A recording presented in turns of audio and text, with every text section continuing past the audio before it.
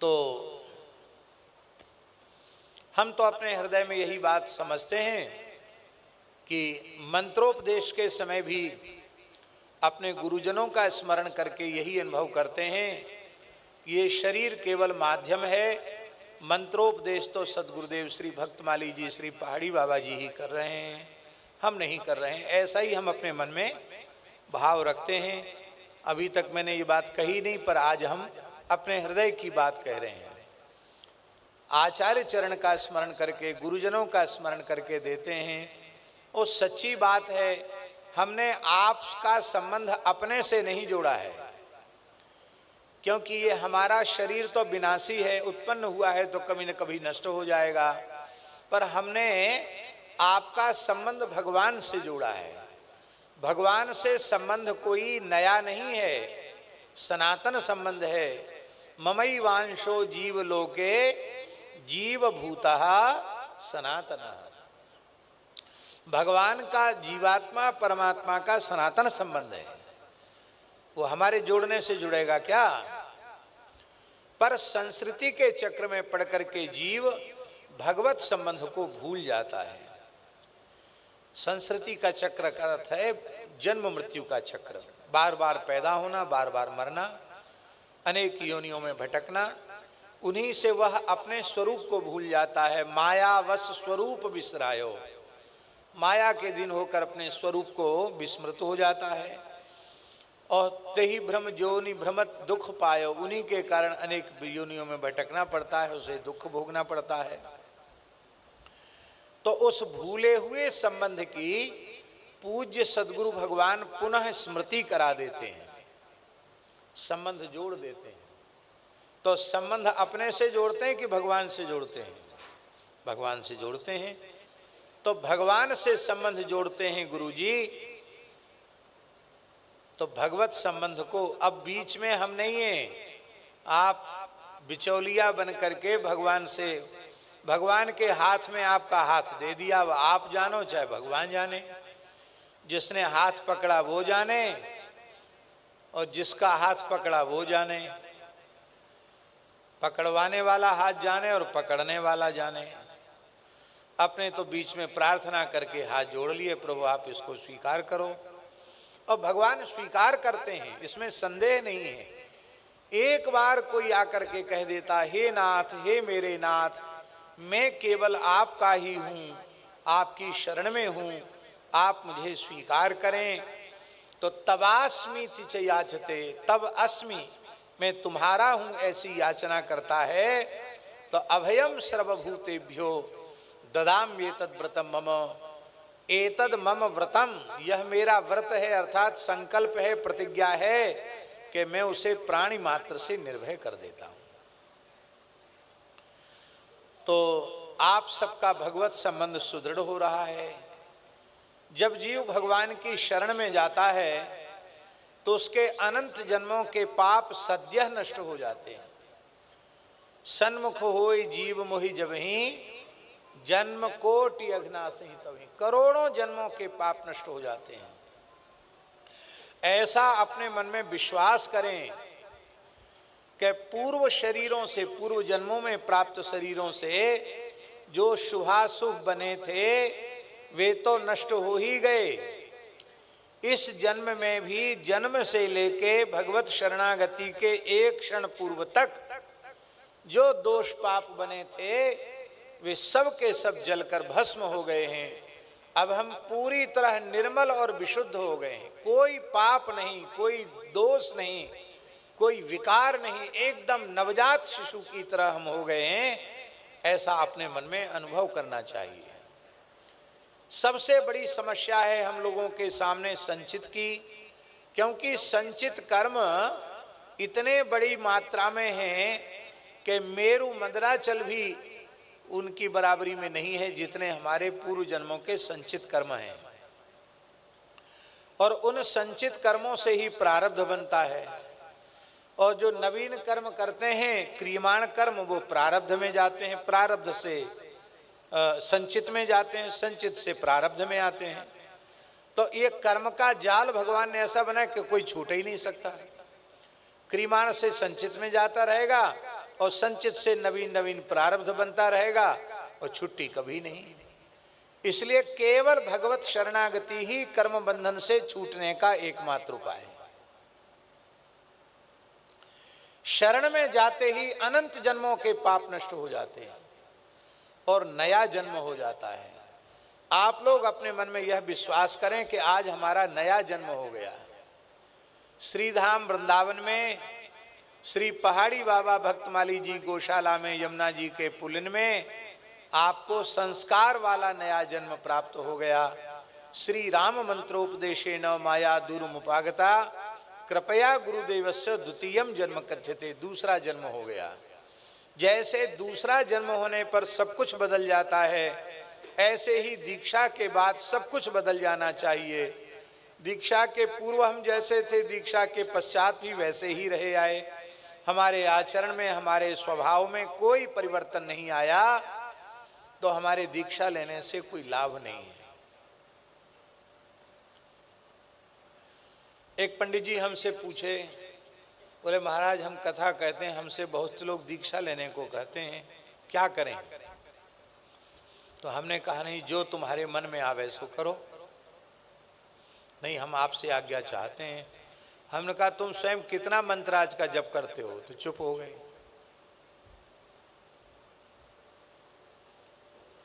आप मंत्र जप ही नहीं करते हैं, ठीक से संध्योपासन भी नहीं करते हैं, आप मंत्र दे रहे हो। तो मंत्र तो दो, पर कम से कम एक बार जरूर कह दो कि हरई शिष्य धन शोक न हरई, सो गुरु घोर नरक मह परई। नरक जाने की तैयारी कर लो। आप कहेंगे कि फिर आप क्यों देते हो? प्रश्न कर सकते हैं ना। हम केवल और केवल अपने पूज्य गुरुजनों की आज्ञा का पालन कर रहे हैं, इसलिए आज हमने अपने मन में छिपी हुई बात प्रकाशित कर दी कि हम अभी भी यही मानते हैं कि सबको मंत्र भक्तमाली जी ही दे रहे हैं, यही मानते हैं। हम उनका ध्यान करते हैं और उनका स्मरण करके मंत्र देते हैं। तो कौन दे रहा है मंत्र? वही दे रहे हैं।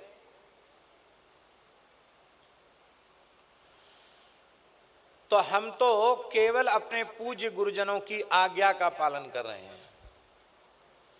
जब हम विरक्त साधु भी नहीं बने थे, विद्यार्थी थे, उस समय पूज्य गुरुदेव भक्तमाली जी ने इस शरीर की जन्मभूमि पर ही अपने सामने आज्ञा देकर एक बालक को दीक्षा दिलवाई। उसने अन्न जल छोड़ दिया था, बोले दीक्षा नहीं देंगे तुम खाएंगे पिएंगे नहीं। महाराज जी को पता चला, अरे इसको मंत्र सुना दो। हमने कहा महाराज जी हम कैसे सुना दें, हम तो कहते आपसे ले ले। महाराज बोले भाई देखो ऐसा है, जिसका जहाँ भाव होता है उसी से उसको लाभ होता है। इसका भाव तुम्हारे में है, इसका लाभ यहीं से होगा। और मेरी आज्ञा है, कोई बुरा काम करने को तो मैं बोल नहीं रहा हूँ,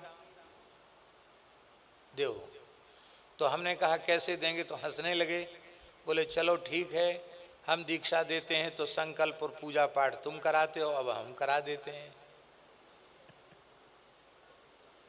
तो महाराज जी ने आचमन वगैरह करा के संकल्प करा दिया। बोले अब मंत्र सुनाओ मेरे सामने। तब विरक्त वेश भी नहीं हुआ था। फिर खाक चौक में पूज्य गुरुदेव पहाड़ी बाबा ने आज्ञा की है, भाई ऐसे कैसे चलेगा? तुम कहते नहीं दीक्षा देंगे। तो पहाड़ी बाबा की सैकड़ों वर्षों से परंपरा चल रही, कैसे चलेगी? तो वस्तुतः हम केवल अपने पूज्य गुरुजनों की आज्ञा का पालन कर रहे हैं। आपका संबंध उन पूज्य समर्थ गुरुजनों से जोड़ रहे हैं, श्री ठाकुर जी से जोड़ रहे हैं। हम व्यक्तिगत अपने से कोई संबंध आपका नहीं जोड़ रहे हैं। और ये बात पक्की है, भगवत शरणागति ग्रहण करने से संपूर्ण पाप नष्ट हो जाते हैं, नया जन्म हो जाता है और अब क्रियमाण कर्म का बंधन नहीं रहेगा। क्योंकि अब तक जो कुछ निजी जीवन में कर रहे थे वो मनमाने तरीके से कर रहे थे, और अब मनमाने तरीके से नहीं करोगे। यदि दीक्षा ईमानदारी से ली है तो। क्योंकि अब कर्तापने के अहंकार से मुक्त होकर करोगे, विहित कर्म ही करोगे, शास्त्र निषिद्ध कर्म नहीं कर सकते, शास्त्र विहित कर्म ही करोगे। अब करने के बाद फिर भगवान के चरणों में अर्पित कर दोगे। तो क्रिमाण का बंधन कहाँ रहा? क्योंकि शरणागति के जो 6 अंग हैं उसमें आनुकूल्य से संकल्प, प्रातिकूल्य से वर्जनम। तो प्रतिकूल का वर्जन अपने निषिद्ध कर्मों का त्याग हो जाएगा, तो क्रिमाण कर्म का बंधन नहीं रहेगा। ध्यान में आई बात?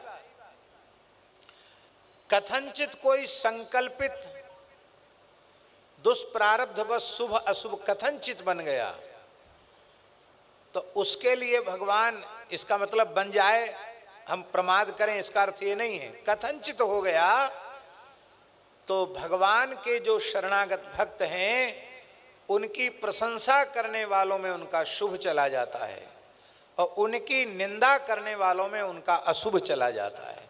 इस प्रकार से वो क्रियमाण कर्म के बंधन में भी नहीं रहते। अब बचा क्या? अब बचा केवल प्रारब्ध, और प्रारब्ध का संबंध केवल वर्तमान शरीर से है, वर्तमान जीवन से है। तो भगवान की कृपा से उसको भी हम भोग ही लेंगे, भगवान कृपा करेंगे। तो इस प्रकार से दीक्षा के नियमों का पालन करेंगे, नित्य प्रति संख्या पूर्वक मंत्र का जप करेंगे। 10 माला मूल मंत्र का जप, 4 माला गोरक्षा के लिए जप, 5 माला जानकी जी के मंत्र का जप, 1 माला शरणागति मंत्र, 1 माला चरम मंत्र। 21 माला को जपने में आधा घंटे का समय लगेगा। श्रद्धा पूर्वक मस्तक पर तिलक धारण करके तुलसी में जल चढ़ा करके फिर यह आधा घंटे बैठ करके ईमानदारी से जप करेंगे और शेष समय भगवान के पवित्र नामों का जप करते रहेंगे, वैष्णव धर्म का पालन करेंगे। तो शास्त्र प्रमाण है, आचार्यों की, गुरुजनों की वाणी परम प्रमाण है। यह शरीर आप सबका अंतिम शरीर होगा, यह जन्म अंतिम जन्म होगा, फिर लौटकर संसार में नहीं आना पड़ेगा। और दीक्षा लेने के बाद भी मनमाना किया, जैसे पहले थे वैसे दीक्षा के बाद रहे आए, तो उसके लिए भी लिखा है। क्या लिखा है? एक डाल 2 पंछी बैठे, एक डाल 2 पंछी बैठे, एक गुरु एक चेला।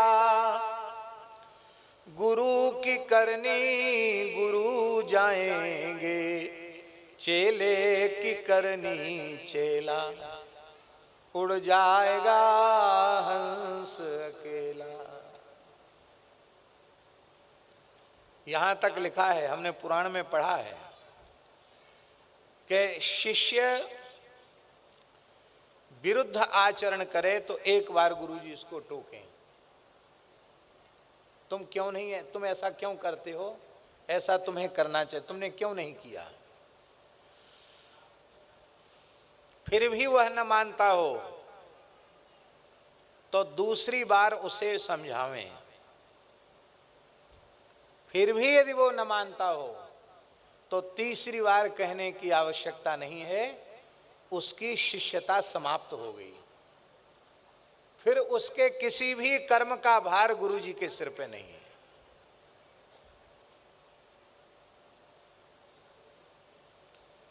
फिर अपने ठेकेदार खुद हो।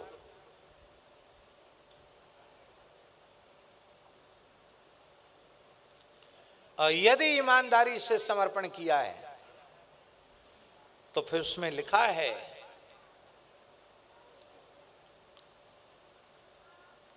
अमात्य दोषम राजानम, स्कंद पुराण का श्लोक है।